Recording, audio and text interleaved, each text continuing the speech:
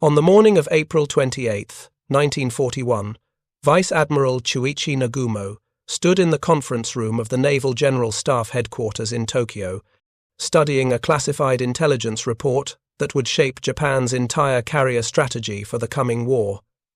The document was precise, detailed, carefully researched.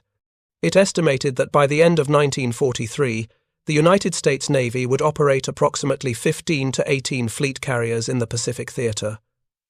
The number seemed manageable. Japan would enter the war with 6 fleet carriers and 2 light carriers.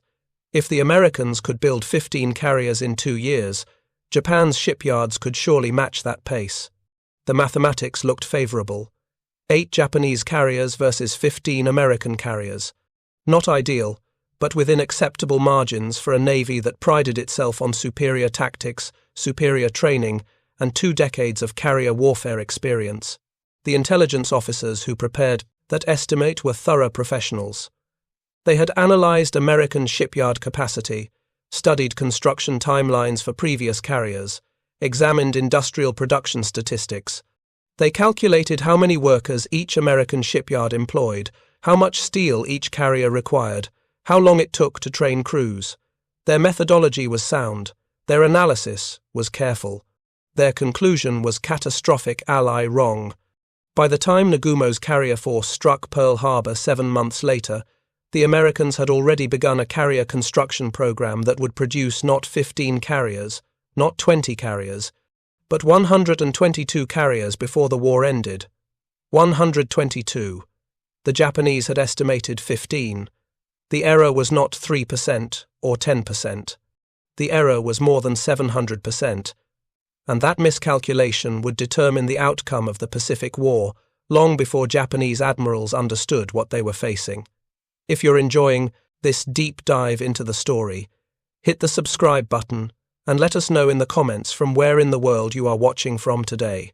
The man who first recognized that something was fundamentally wrong with Japan's carrier strategy was Captain Tamechi Hara, a destroyer commander who had spent much of his career studying American naval capabilities. In February 1943, 15 months into the war, Hara was serving with the combined fleet when he received a routine intelligence briefing about American carrier operations in the Solomon Islands. The briefing mentioned that American forces had deployed 6 fleet carriers, 3 light carriers, and 4 escort carriers to support the Guadalcanal campaign. 13 carriers in a single operational theater. That number made Hara pause. According to pre-war intelligence estimates, the Americans should have had perhaps 8 or 9 carriers total in the Pacific by early 1943. Yet they were deploying 13 carriers to one campaign while simultaneously maintaining Atlantic convoy operations and preparing for operations against the Marshall Islands. The mathematics didn't work. Hara requested detailed reports from submarine reconnaissance and radio intercept stations. Over the following weeks, he compiled every observation of American carrier operations from Japanese naval intelligence sources. The data revealed a pattern that contradicted everything Japan's pre-war planning had assumed. In December 1941, the United States Navy had operated 7 aircraft carriers in all theaters combined. By December 1942, that number had grown to 13. By March 1943, when Hara completed his analysis, American carrier strength had reached 24 operational carriers, 24 carriers in 15 months. The Americans were commissioning more carriers in a single year than Japan had built in 2 decades. Hara wrote a detailed report and submitted it through proper channels to the Naval General Staff. The report documented observed American carrier deployments, calculated minimum construction rates based on those deployments, and concluded that American shipbuilding capacity was operating at levels Japanese planners had never anticipated. The report recommended immediate reassessment of Japan's carrier construction programs and strategic planning assumptions. The Naval General Staff received the report in April 1943. They filed it. They did not circulate it to operational commanders. They did not revise strategic plans. They did not accelerate Japan's carrier construction programs. The institutional response was silence. because acknowledging Hara's analysis would have required admitting that Japan's entire naval strategy was based on intelligence estimates that were wrong by orders of magnitude. The story of how Japan catastrophically underestimated American carrier production begins not with intelligence failures, but with assumptions about how modern navies functioned. The Imperial Japanese Navy had been building aircraft carriers since 1922. They understood carrier construction better than any navy in the world. Their first carrier, Hosho, had been completed in 1922, making Japan the first nation to operate a purpose-built aircraft carrier. Over the following 2 decades, Japan had developed sophisticated carrier doctrine, trained elite carrier aviators, and constructed 6 modern fleet carriers that represented the finest carrier force ever assembled. Japanese carrier construction followed established patterns developed over 20 years of experience. A fleet carrier required 4 years to build. The process began with detailed design work that took months. Engineering studies calculated structural loads, power requirements, aircraft handling systems. Naval architects developed plans for hull construction, armor placement, machinery, arrangement. Once designs were finalized, construction contracts were awarded to one of Japan's 3 major naval shipyards: Yokosuka Naval Arsenal, Kure Naval Arsenal, or Kawasaki Shipyard in Kobe. Each yard employed thousands of skilled workers, men who had spent years learning their trades, who understood the complexities of naval construction. The keel was laid with ceremony. Steel plates were cut to precise specifications, positioned by experienced workers, riveted together by teams who had perfected their techniques through years of practice. The hull grew slowly, methodically, 1 section at a time. Workers installed frames, bulkheads, deck structures. Each piece was custom-fitted, carefully aligned, permanently secured. Quality mattered more than speed.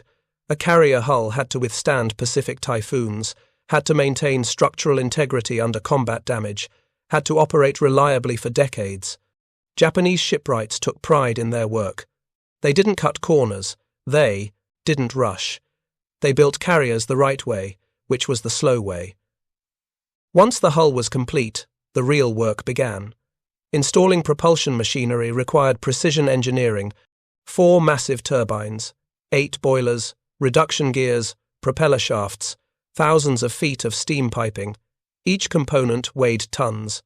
Each had to be lowered carefully into the machinery spaces, positioned exactly, connected to complex systems. Electrical systems required miles of wiring. Communications, equipment, radar installations, fire control systems, damage control equipment, all had to be integrated into the ship's structure. The flight deck required special attention. Arresting gear had to be installed with perfect alignment. Aircraft elevators needed hydraulic systems powerful enough to lift loaded aircraft, yet smooth enough to avoid damaging delicate airframes. The hangar deck required aviation fuel systems, ammunition storage, aircraft maintenance facilities. From keel laying to commissioning, a Japanese fleet carrier typically required 44 to 48 months, 4 years. That timeline was normal. That timeline was how carrier construction worked. Every navy in the world followed similar patterns. The British took 4 years to build fleet carriers. The French took 4 years. Even the Americans, before the war, took 3 to 4 years. These weren't arbitrary numbers. They represented the physical reality of constructing complex warships with limited industrial capacity and trained workforces. Japan's naval planners understood these timelines intimately. When they calculated how many carriers America could build, they used Japanese construction timelines as the baseline.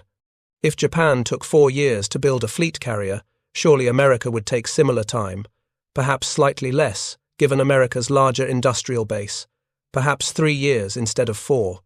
But the fundamental assumption remained constant. Carriers took years to build. You couldn't rush the process without compromising quality. You couldn't dramatically accelerate construction without fundamentally changing how ships were built.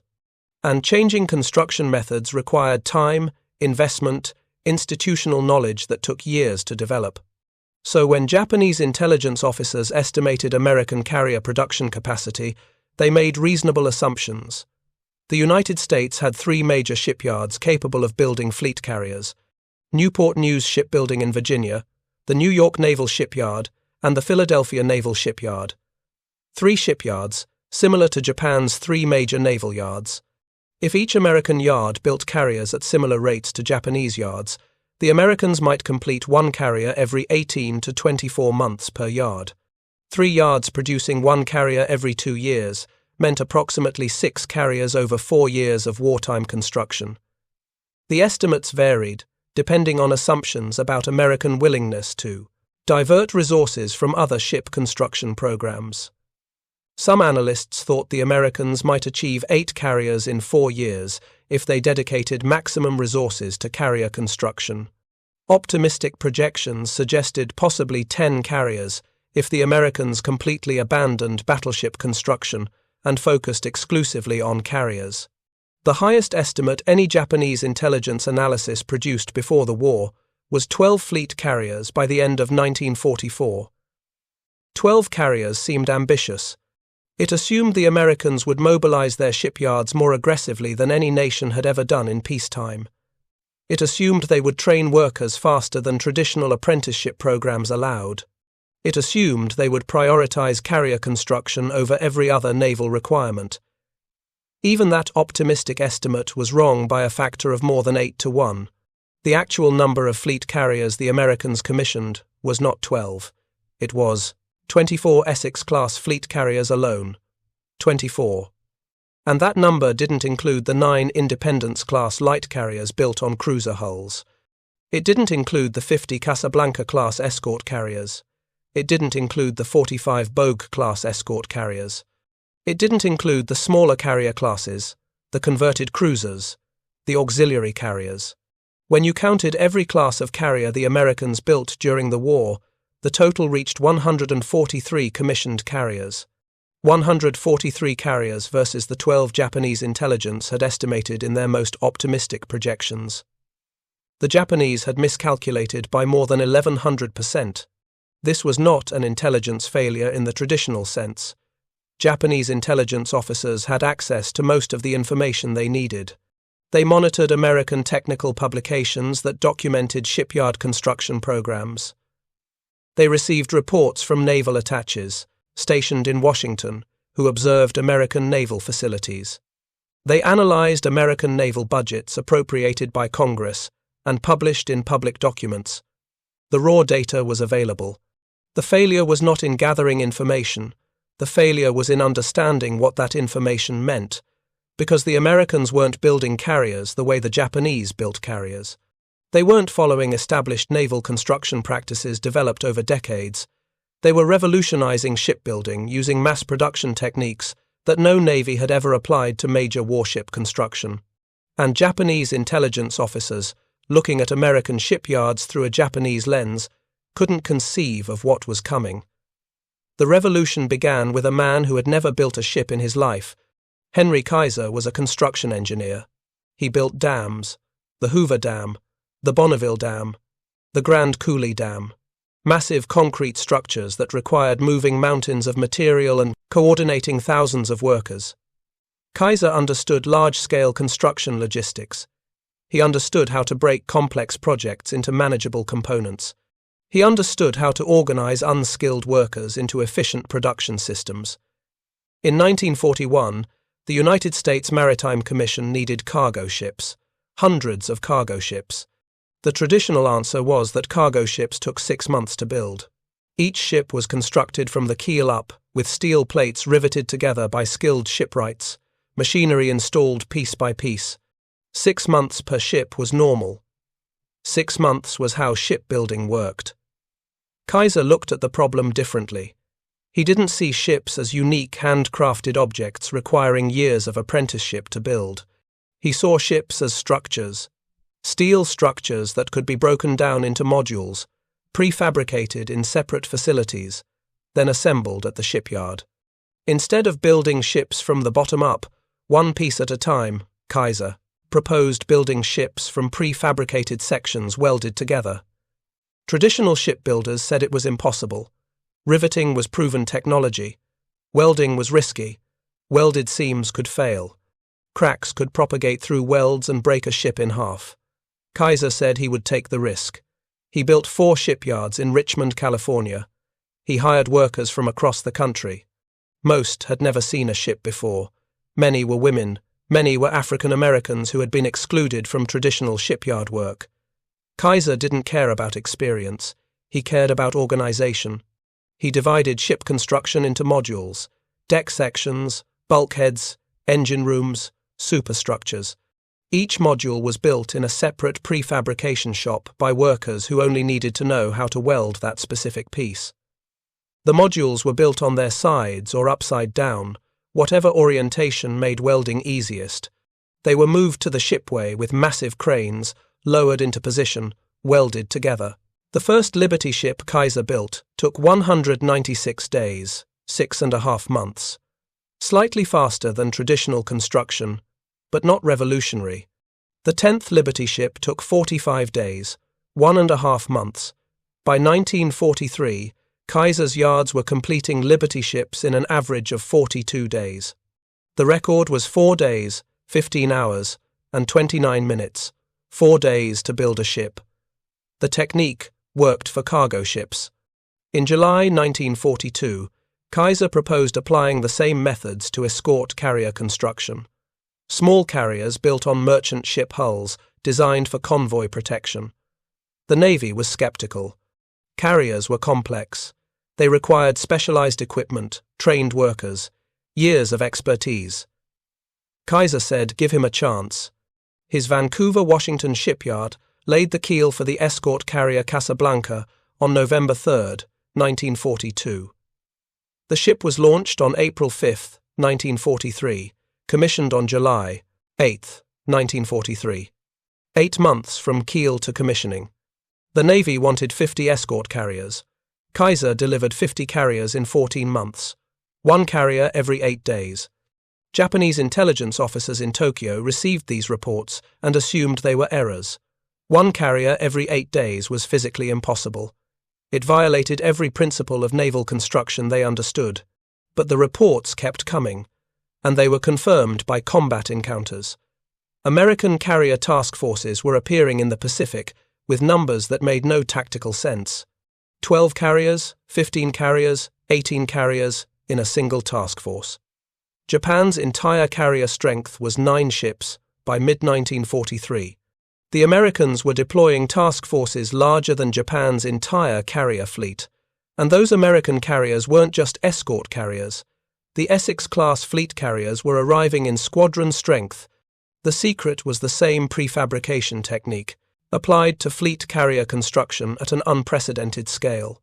Newport News Shipbuilding in Virginia had been building carriers since the 1930s. They knew carrier construction. They knew it took years. But they learned from Kaiser's cargo ship methods and fundamentally reimagined how carriers could be built. They started prefabricating carrier components in ways no naval shipyard had attempted before. Hull sections, hangar decks, flight decks, island superstructures. All built in separate shops, then moved to the shipway for final assembly. They replaced riveting with welding wherever possible. Welding was faster, required less skilled labor, created lighter structures. They standardized designs to a degree that would have been unthinkable in pre-war naval architecture. Every Essex-class carrier used identical plans, identical components, identical equipment. Workers learned to build one module, then built dozens of identical modules. The learning curve accelerated with each ship. They streamlined construction sequences that had remained unchanged for decades. Instead of waiting for one section to be completed before starting the next, multiple sections were built simultaneously in different locations, then brought together like pieces of a massive puzzle. USS Franklin, built at Newport News, was laid down on December 7, 1942, launched on October 14, 1943. Commissioned on January 31, 1944, 13 months from keel to commissioning. That wasn't even the record. Several Essex-class carriers were completed in 14 to 16 months. The average construction time was 18 months. Japan's newest carrier, Taiho, had taken 32 months from keel laying to commissioning. American shipyards were building fleet carriers almost twice as fast as Japanese shipyards. And they weren't building one or two carriers. They were building them in production runs like automobiles rolling, off an assembly line. By the time Taiho was commissioned in March 1944, the Americans had 17 Essex-class carriers, either in service or under construction, 17-1. The ratio was worse when you included the light carriers and escort carriers. America was operating more than 100 carriers of all types by mid-1944. Japan had 9 operational carriers. The disparity wasn't just numerical, it was existential. The Japanese Navy tried to adapt. They ordered 14 Unryu-class carriers. These were smaller than Taiho, simpler to build, designed for mass production using proven technology from the pre-war Hiryu design. They displaced 17,150 tons, carried 65 aircraft, could make 34 knots. They were supposed to be Japan's answer to American mass production. 3 were completed. Unryu was commissioned on August 6, 1944, Amagi on August 10th, Katsuragi on October 15th. 3 carriers commissioned within 10 weeks. It seemed like progress at first glance. Japan was accelerating carrier production, finally matching American construction rates. Except the Americans commissioned 9 Essex-class carriers in that same 10-week period. 9 fleet carriers, each larger and more capable than the Unryu-class ships. The Japanese couldn't catch up. Every time they accelerated production, the Americans accelerated faster. And behind the production numbers lay a more fundamental problem that Japanese planners were only beginning to understand. Building carriers required steel, enormous quantities of steel. An Essex-class carrier contained approximately 27,000 tons of steel plate, structural steel, armor plate. The United States produced 60 million tons of steel in 1943, 80 million tons in 1944.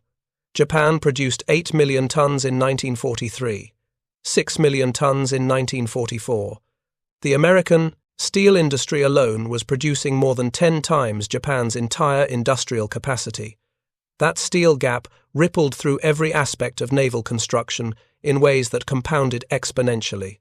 American shipyards had steel. They could build hulls, armor, machinery, everything they needed without constraint. If a section was damaged during construction or incorrectly built, they scrapped it and built a new one. Waste was acceptable because abundance made waste irrelevant. Japanese shipyards rationed steel. Every plate was precious. Every gram was accounted for. Mistakes couldn't be scrapped and replaced. They had to be fixed, repaired, reworked. Construction slowed because workers spent time correcting errors instead of moving forward. The difference in philosophy reflected the difference in industrial capacity. Japan had limited steel, limited machine tools, limited workers. Every piece had to be used. Waste was unacceptable. America had abundant steel, abundant machine tools, abundant workers. If a piece was wrong, they made another one. Speed mattered more than perfection. Both approaches had merit in peacetime, but in wartime, speed won. And speed was something America had in quantities Japan couldn't match. The gap extended to trained workers in ways that revealed the true scale of American mobilization. American shipyards employed 2 million workers by 1943, 2 million people building ships. Kaiser's Richmond shipyards alone employed 90,000 workers at peak production. That was more workers than all 3 of Japan's major naval shipyards combined. And the Richmond workforce looked nothing like traditional shipyard crews. 40% were women. Many had never held industrial jobs before the war. They were farm wives from the Midwest, teachers from rural towns, office workers from cities across America. They learned to weld in 2 weeks of training. They learned to operate cranes in 3 days. They learned to read blueprints in a week. Traditional shipbuilders said these workers couldn't possibly build quality ships. They lacked the years of experience required for precision metalwork. But Kaiser's prefabrication system didn't require years of experience. It required workers who could perform one specific task repeatedly and accurately. A welder in the Richmond yards didn't need to understand ship architecture. She needed to know how to weld a specific type of seam on a specific type of joint. The blueprints told her where. The jigs and fixtures held everything in position. She moved from one piece to the next, welding identical joints dozens of times per shift. Repetition created expertise faster than traditional apprenticeship ever could. After a month, workers became fast. After 2 months, they became precise. After 3 months, they could work faster than traditional shipwrights who had spent years learning their trade. The Japanese couldn't replicate this model, even if they had understood it. Japanese shipyards employed 300,000 workers total. Many were skilled craftsmen, but they were spread thin across dozens of projects. Training new workers was slow because experienced workers were too busy to teach. More critically, Japanese industrial culture emphasized craftsmanship over standardization in ways that made mass production fundamentally incompatible with existing practices. A skilled Japanese ship fitter took pride in custom fitting each piece, making minor adjustments to ensure perfect alignment. That approach produced beautiful ships that were works of art, testaments to the skill of their builders.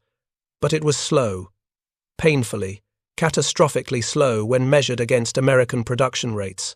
American workers didn't custom fit anything.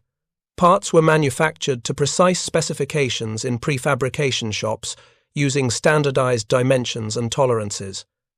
They either fit together or they didn't. If a part didn't fit, it was rejected and a new one was manufactured. That approach produced functional ships fast, very fast.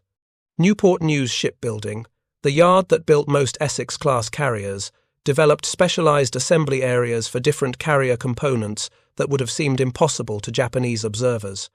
One building, 500 feet long, was dedicated entirely to fabricating flight deck sections. Giant overhead cranes moved steel plate from storage racks to cutting stations, where workers with acetylene torches cut the plates to specifications. The cut plates moved to edge preparation stations where workers beveled the edges for welding, then to assembly jigs where the plates were aligned and tack welded together. Finally to welding stations where teams of welders completed the permanent welds, working in sequence, each welder responsible for a specific section. A complete flight deck section, 120 feet long by 90 feet wide, took 8 days from raw steel to finished component. That same section, built using traditional methods with a single crew working in the shipway, would take 6 weeks. Another building fabricated elevator assemblies. Carrier elevators were complex mechanisms, hydraulically powered, capable of lifting 30-ton aircraft from the hangar deck to the flight deck in 30 seconds. Traditional shipyards installed elevators piece by piece in the carrier hull. Difficult work in cramped spaces, requiring precise alignment and extensive testing. Newport News built entire elevator assemblies in a dedicated shop. The assembly was tested, adjusted, verified, before it ever reached the ship. When installation time came, cranes lifted the complete elevator into position. Connection to hydraulic systems took days instead of weeks. Propulsion systems received similar treatment. Each Essex-class carrier needed 4 sets of turbines, 8 boilers, reduction gears, propeller shafts, thousands of feet of steam piping. Installing this machinery traditionally took months of painstaking work. Newport News created propulsion module assemblies. Each module contained 1 complete turbine set, 2 boilers, and all associated piping, pre-assembled and tested. The modules were built in a separate facility, completely outfitted with instrumentation and controls. They were test-fired using temporary steam connections to verify performance before installation. When the carrier hull was ready, cranes lifted the entire propulsion module into the machinery space. Workers connected steam lines, electrical cables, control systems. The entire installation took 3 weeks instead of 3 months. This modular approach extended to everything. Radar systems were pre-assembled and tested. Complete radar masts with antennas, transmitters, receivers, and power supplies were built in electronics shops, then installed as units. Crew accommodations were prefabricated. Berthing compartments with bunks, lockers, lighting, and ventilation were assembled in specialized shops, then lifted into position in the hull. Even small items were standardized to a degree that eliminated countless hours of custom work. Every hatch was identical. Every door, every ladder, every ventilation duct, all built to standard specifications that fit standard openings. Workers didn't measure and cut and fit each piece individually. They grabbed pre-made components from storage, bolted or welded them in place, moved to the next task. The result was carriers that went from keel laying to launch in 6 to 8 months, then spent another 6 to 8 months in outfitting and trials before commissioning. Total time, 14 to 16 months from start to operational carrier. Japan couldn't match this because they lacked 3 critical elements that no amount of fighting spirit or tactical brilliance could overcome. First, they lacked the industrial infrastructure for true mass production. Prefabrication required factories that could produce thousands of identical components, with precision tolerances. American industry had that infrastructure from decades of automobile manufacturing, appliance manufacturing, consumer goods production. Factories were designed around assembly lines, standardized parts, interchangeable components. Japanese industry had limited experience with mass production. Most manufacturing was small-scale, custom work-oriented. Precision parts came from specialized machine shops, not assembly lines. Second, they lacked raw material capacity. Prefabrication was wasteful by Japanese standards. You cut more steel than you needed. You made parts that didn't fit and had to be scrapped. You overstocked components to ensure you never ran short. When Kaiser's Richmond yards built a Liberty ship, they ordered 15% more steel than the ship required. The extra steel covered waste, mistakes, rejected parts, inventory buffers.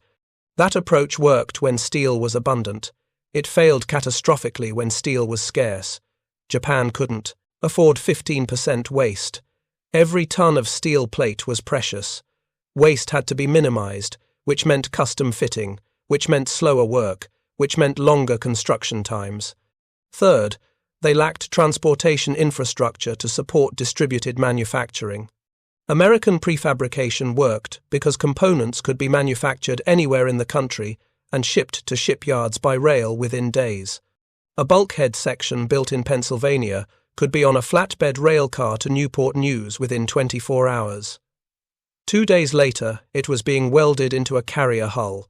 Japan's rail network was limited and optimized for passenger traffic, not heavy industrial cargo. Most heavy components moved by coastal shipping. That shipping was under constant attack by American submarines that were systematically destroying Japan's merchant fleet. A turbine built in Kobe might take 2 weeks to reach Yokosuka by ship if the transport wasn't sunk. If it was sunk, which happened with increasing frequency, the turbine was lost and a replacement had to be built. Supply chain vulnerabilities crippled Japanese naval construction more severely than any other single factor. American shipyards received steel, aluminum, copper, rubber, electronics. Everything they needed arrived by rail and truck from factories across the continent. If one supplier had problems, there were alternatives. Japanese shipyards depended on shipping routes that stretched across the Pacific and Southeast Asia.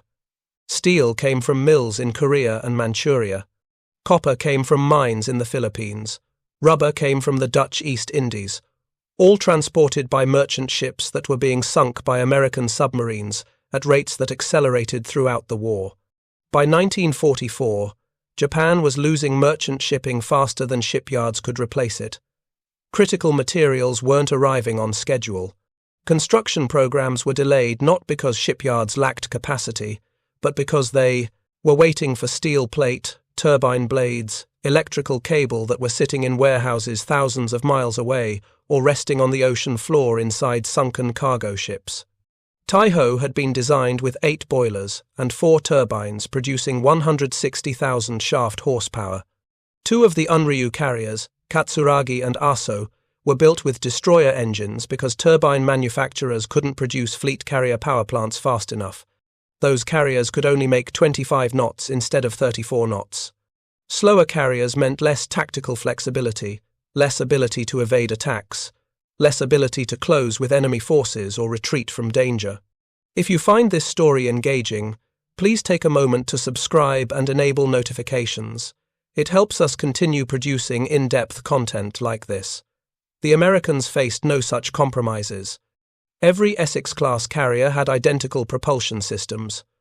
150,000 shaft horsepower, 33 knots, no exceptions. The Japanese also faced a pilot training crisis that made their carrier construction problems even more catastrophic.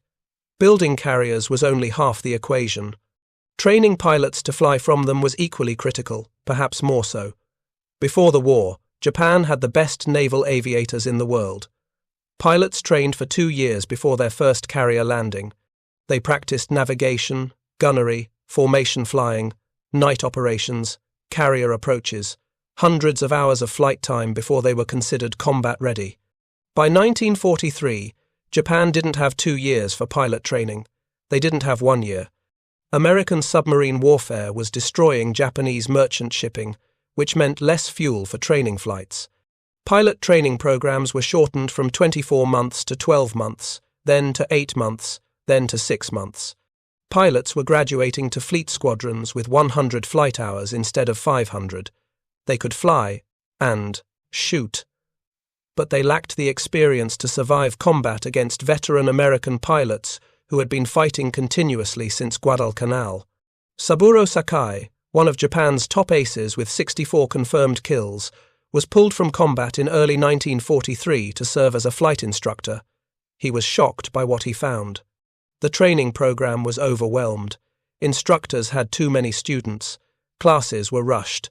Fundamental skills were being skipped because there wasn't time to teach them properly. Sakai later wrote that they were told to rush men through. Forget the fine points, just teach them how to fly and shoot. Send them to the fleet. The pilots who graduated from these abbreviated programs were sent to carrier squadrons to fill out air groups. They were brave, dedicated, willing to die for their country. But they weren't ready. They weren't remotely ready for what they would face. At the Battle of the Philippine Sea in June 1944, the consequences of Japan's failed carrier and pilot production programs converged in a single catastrophic engagement that revealed everything wrong with Japanese naval aviation. Japan committed 9 carriers to the battle. 3 fleet carriers, Taiho, Shokaku, Zuikaku. 6 light carriers, Chitose, Chiyoda, Junyo, Hyo, Ryuho, and the newly commissioned Unryu. Those 9 carriers embarked 450 aircraft. That was less than half the aircraft capacity those carriers were designed to hold. Japan simply didn't have enough aircraft to fully equip its carriers. Worse, the pilots flying those aircraft were inadequately trained by any reasonable standard. Before the war, Japanese carrier pilots trained for 2 years before their first combat deployment. By June 1944, pilots were deploying to carriers after 6 months of training. They could take off and land. They could fly basic formations. They could operate their aircraft systems. But they lacked combat experience. American task. Force 58, commanded by Admiral Mark Mitcher, fielded 15 carriers, 7 Essex-class fleet carriers, and 8 light carriers. Those carriers embarked 956 aircraft, more than twice the Japanese total. And those American aircraft were superior to their Japanese counterparts in almost every measurable way. The F-6F Hellcat fighter had a maximum speed of 380 miles per hour compared to the A-6M0's 340 miles per hour. The Hellcat could dive at 450 miles per hour without structural failure. The Zero's maximum dive speed was 360 miles per hour. The Hellcat was armored, pilot armor, self-sealing fuel tanks, armored engine cowling.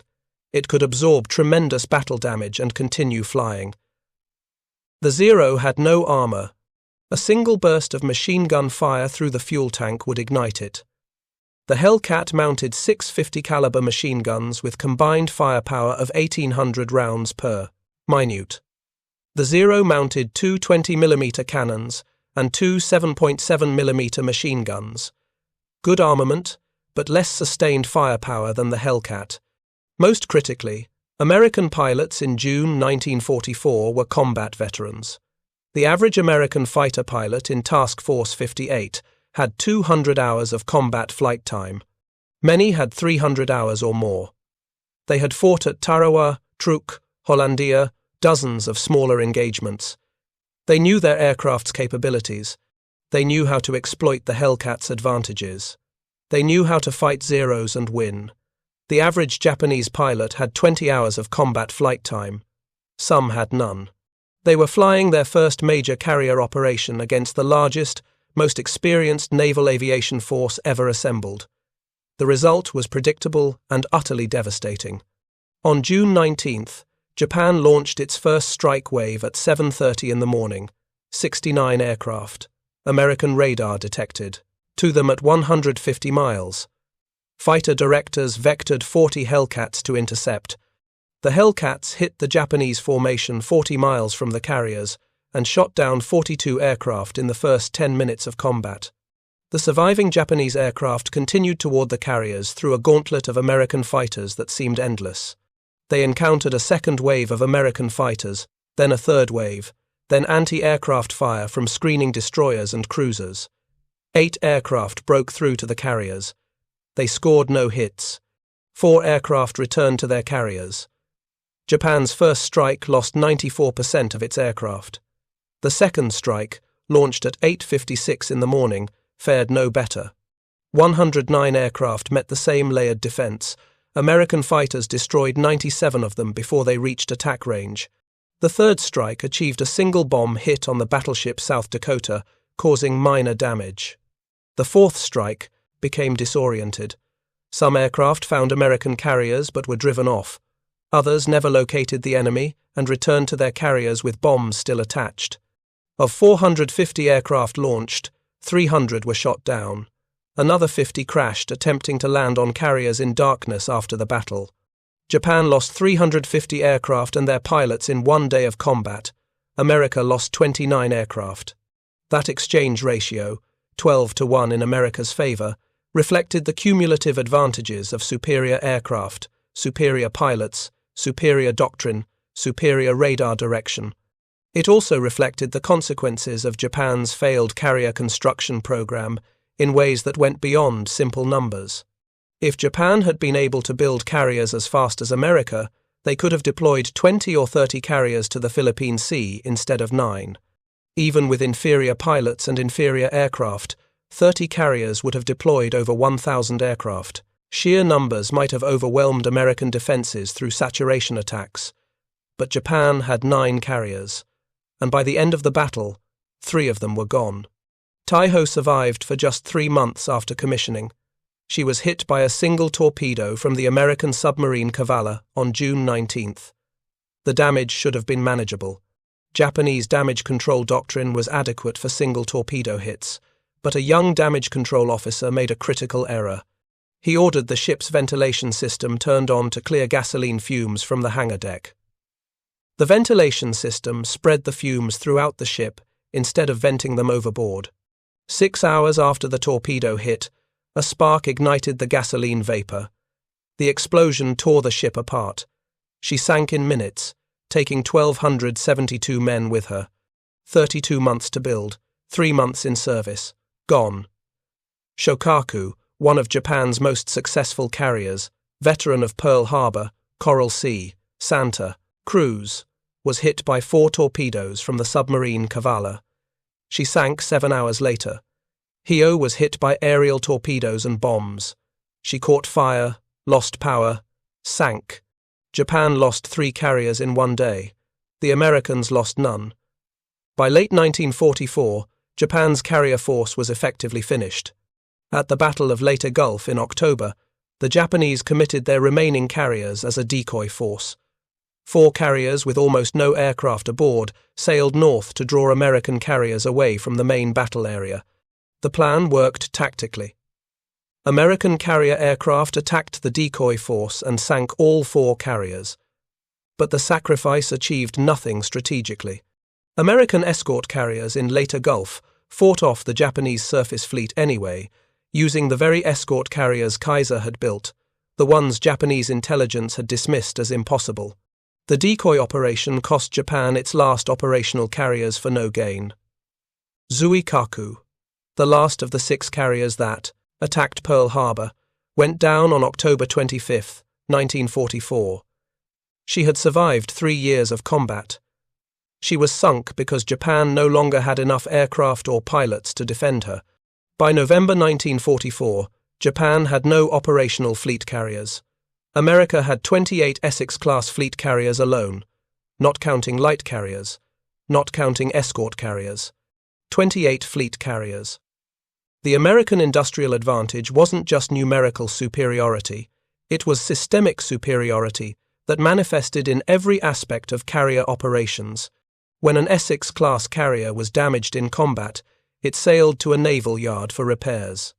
The repairs were completed in weeks or months, using prefabricated replacement sections, standardized parts, massive repair facilities with thousands of workers. USS Franklin was hit by 2 bombs on March 19, 1945, while operating off the Japanese coast. The bombs penetrated the flight deck and exploded in the hangar, triggering secondary explosions from fueled and armed aircraft. The fires raged for hours. 807 men were killed. The ship was dead in the water, listing, burning, with magazines threatening to explode. Any other navy would have abandoned ship. Franklin was clearly lost. The damage was catastrophic. But American damage control teams fought the fires for 12 hours straight, stabilized the list, got the engines running. Franklin sailed to Pearl Harbor under her own power at 14 knots. From Pearl Harbor, she transited to the Brooklyn Navy Yard for repairs. The ship arrived at Brooklyn on April 28, 1945. The war ended before she could return to service, but she survived. That level of damage control, that capacity to save ships that should have been lost, was impossible for Japan. Japanese carriers hit by major attacks usually sank or were scuttled. Japan lacked the repair facilities, the replacement parts, the trained damage control, teams to save heavily damaged ships. The difference between American and Japanese industrial capacity showed up in every technological advantage that accumulated over the course of the war. American carriers had radar. Type SK air search radar could detect incoming aircraft at 90 miles. Type SM height-finding radar could determine altitude. Fighter directors used radar to vector interceptors onto incoming strikes before they reached the fleet. Japanese carriers had limited radar. Early models could detect aircraft at 30 miles under ideal conditions. Night operations and bad weather degraded performance significantly.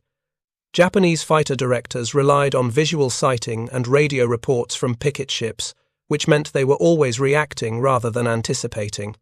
American carriers had proximity-fused anti-aircraft shells. The VT fuse used a miniature radar to detect nearby aircraft and detonate the shell automatically. Proximity fuses increased anti-aircraft effectiveness by 5 to 10 times compared to contact or time fuses. Japanese carriers used contact and time fuses throughout the war.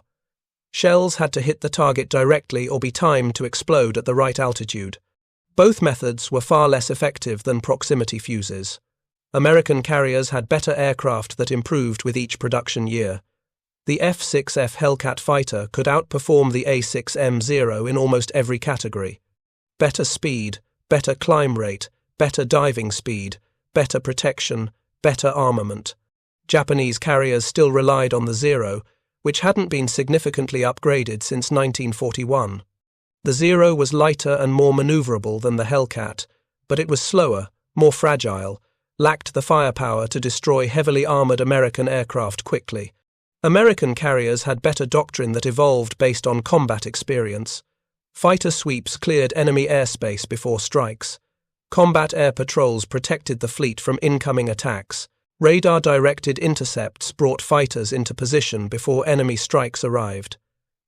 Japanese carrier doctrine relied on the all-out assault philosophy. Launch everything, hit the enemy with maximum force, hope to sink carriers before they could strike back. That doctrine worked at Pearl Harbor when surprise was complete. It failed at Midway when American carriers were waiting. It failed at the Philippine Sea when American radar gave early warning, and American fighters slaughtered the incoming strikes before they could reach the carriers. By 1945, the Japanese Navy had effectively ceased to exist as a fighting force. Japan still had battleships, cruisers, destroyers, but without carriers for air cover, those ships couldn't operate in areas where American carrier aircraft could reach them. The few remaining Japanese carriers were relegated to training duties or transport roles because Japan lacked the pilots and aircraft to operate them effectively. The United States Navy had more carrier air power than every other navy in the world combined. Task Force 38, operating off Japan in July 1945, included 17 fleet carriers and 6 light carriers. Those carriers embarked more than 1,500 aircraft. The entire strike force could be assembled, launched, and recovered in under 2 hours. Japan had exactly nothing to counter that level of air power. Zero operational capability remained to challenge American carrier supremacy. American carrier strikes ranged freely over Japan, hitting airfields, factories, ports, naval bases. Anything that moved was a target. Japanese air defenses were overwhelmed. Japanese fighters were outnumbered 10-1 or 20-1. The interceptors that did get airborne were quickly shot down by American fighters that had complete air superiority. The war ended on August 15, 1945. The final accounting was brutal in its mathematical certainty. Japan had commissioned 9 carriers during the war, 3 Unryu-class fleet carriers, 3 converted light carriers, and 3 carriers completed from pre-war construction. 9 carriers total over 45 months of total war. America had commissioned 122 carriers during that same period. 24 Essex-class fleet carriers, 9 Independence-class light carriers, 50 Casablanca-class escort carriers, 39 carriers from other escort carrier classes, 122 American carriers versus 9 Japanese carriers. The final ratio was more than 13-1. 13 American carriers built for every Japanese carrier completed during the war. That ratio told the complete story of how industrial capacity determined the outcome of the Pacific War more decisively than any battle, any strategy, any tactical innovation. Japan entered the war with the finest carrier force in the world, built over 20 years by the most experienced naval architects and shipbuilders in Asia. America entered the war with an untested carrier force, built by shipyards that had to learn carrier construction while fighting. But America had something Japan couldn't match: industrial capacity, raw materials, technological innovation, the ability to learn, adapt, and scale production to levels that seemed physically impossible. The lessons from the carrier construction race extended far beyond World War II. They remain relevant for anyone studying warfare, strategy, international competition. Industrial capacity matters more than tactical brilliance. Japan had better carrier doctrine in 1941, better pilots, better aircraft, better operational experience. They won every battle for the first 6 months of the war, but tactical advantages erode over time. Pilots die, aircraft become obsolete, doctrine evolves, industrial advantages compound. Every new carrier America built made it easier to build the next one. Every trained worker made training the next worker faster. Every standardized component made the supply chain more efficient. By mid-1943, American carrier construction had become a self-reinforcing system. Shipyards were completing carriers faster than they could train crews for them. Japan never achieved that momentum. Every carrier they built consumed resources needed for the next one. Every worker trained took time from production. Every component standardized required retooling factories that were already overloaded. The gap widened exponentially rather than linearly. In early 1942, Japan had 8 operational carriers. America had 3. By mid-1943, Japan had 6 operational carriers. America had 14. By mid-1944, Japan had 7 operational carriers. America had 32. By early 1945, Japan had 0 operational carriers. America had 39 fleet and light carriers, not counting the dozens of escort carriers that were still operating, convoy protection and ground support missions. The progression wasn't linear, it was geometric. American carrier strength doubled, then tripled, then quadrupled, while Japanese strength declined steadily under the weight of combat losses they couldn't replace. That pattern repeated across every category of naval construction. Japan built 9 carriers during the war. America built 122 carriers. Total carrier construction over 3.5 years of war produced a ratio of roughly 13-1, 13 American carriers for every Japanese carrier. But even that ratio understates the actual gap in combat capability. American carriers were larger, carried more aircraft, had better radar, better anti-aircraft defenses, better damage control, better everything. An Essex-class carrier could operate 90 aircraft. An Unryu-class carrier could operate 65 aircraft. An Essex-class carrier could make 33 knots. Some Japanese carriers equipped with emergency destroyer engines could barely make 25 knots. An Essex-class carrier had comprehensive radar coverage. Japanese carriers had limited radar that often failed at critical moments. So the 13-1 numerical advantage translated to roughly 20-1 in actual combat power. 20 American carriers' worth of combat capability for every Japanese carrier's worth of capability. That level of superiority made naval combat in the Pacific one-sided after mid-1944. Japanese surface forces couldn't operate within range of American carriers without being destroyed. Japanese bases couldn't function within range of American carriers without being neutralized. Japanese supply lines couldn't function within range of American carriers without being severed. The Pacific War became a war of American carrier aviation systematically bombing Japan into submission, while Japanese forces watched helplessly from behind defensive perimeters that shrank daily. By July 1945, American carrier task forces operated off the Japanese coast with complete impunity. They launched 1,000 aircraft strikes against Japanese cities. Japanese air defenses were overwhelmed. Japanese fighters were outnumbered 50-1. The war ended not primarily because of atomic bombs, though those provided a convenient excuse for Japanese leaders to surrender. The war ended because Japan had no military capacity left to resist. Carrier aviation destroyed that capacity, and carrier production created the carrier aviation force that won the war. Henry Kaiser, the dam builder who knew nothing about ships, revolutionized shipbuilding by applying mass production techniques that traditional naval architects thought impossible. Newport News Shipbuilding, the traditional carrier builder, learned from Kaiser and cut construction times in half. Richmond shipyard workers, many of them women who had never held a wrench before 1942, built carriers in months.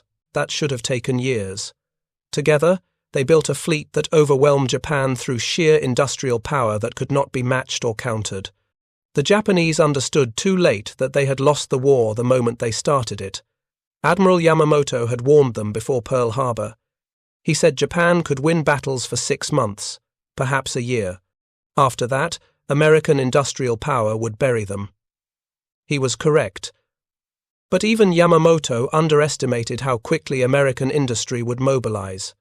He thought it would take America 2 years to build replacement carriers for the losses at Pearl Harbor and Coral Sea. It took 9 months. He thought American carrier production would peak at 8 to 10 carriers per year. America produced 18 fleet carriers in 1943 alone, not counting light carriers and escort carriers. He thought American pilots would take years to develop the skills to match Japanese aviators. American pilots were outfighting Japanese aviators. By early 1943, less than 18 months after Pearl Harbor. Every assumption the Japanese made about American industrial capacity was wrong. Every single one. Every assumption underestimated America's ability to mobilize resources, train workers, produce weapons at scales Japan couldn't imagine. The title of this story captures an essential truth, even if the specific numbers require context. Japanese admirals did brace for naval superiority. They believed their carrier force, their pilots, their doctrine would give them decisive advantages that American industrial capacity couldn't overcome quickly enough to matter. They were preparing to fight a war where quality would defeat quantity, where spirit would overcome steel, where tactical brilliance would triumph over numerical superiority. They were wrong about all of it. The Americans didn't just build carriers. They revolutionized naval construction using mass production techniques no one thought could work for complex warships. They built 122 carriers of all types during the war. 122. The number seems impossible even today. It violated everything the Japanese understood about shipbuilding, construction timelines, industrial capacity. But it happened.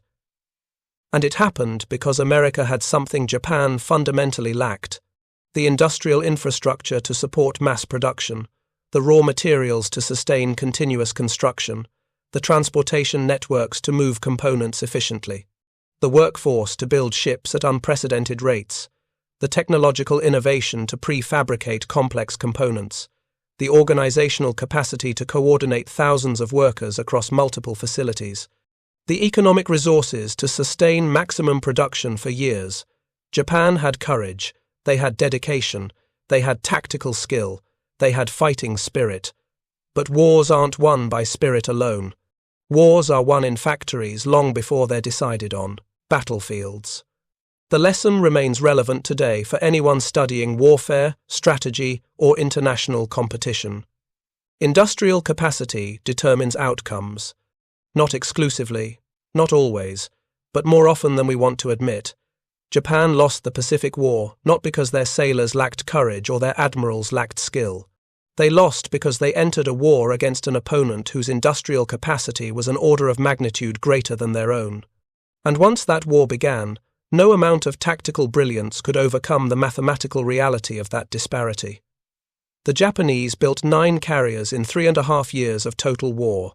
The Americans built 122 carriers in that same period. And the Americans built them so fast, in such numbers, with such systematic efficiency, that by mid-1944 they had more carriers than they knew what to do with. Some Essex-class carriers were completed after the war ended. They never fired a shot in combat. But they existed. They were real. They were floating proof that American industrial capacity had reached levels that seemed impossible. That's the story the numbers tell. Not just about carriers, but about industrial warfare in the 20th century, about how wars are won by production as much as by battles, about how assumptions based on your own limitations can blind you to an enemy's capabilities. The Japanese looked at American shipyards and saw shipyards like their own, constrained by similar limitations, working at similar speeds. They couldn't conceive of shipyards that worked differently, that operated on different principles, that achieved results an order of magnitude beyond what seemed possible. That failure of imagination cost them everything. By the time they understood what they were facing, it was far too late to change course. The carriers were already built. The war was already lost. All that remained was the fighting and the dying and the inevitable surrender to an industrial power that had proven unstoppable. Thank you for watching. For more detailed historical breakdowns, check out the other videos on your screen now, and don't forget to subscribe.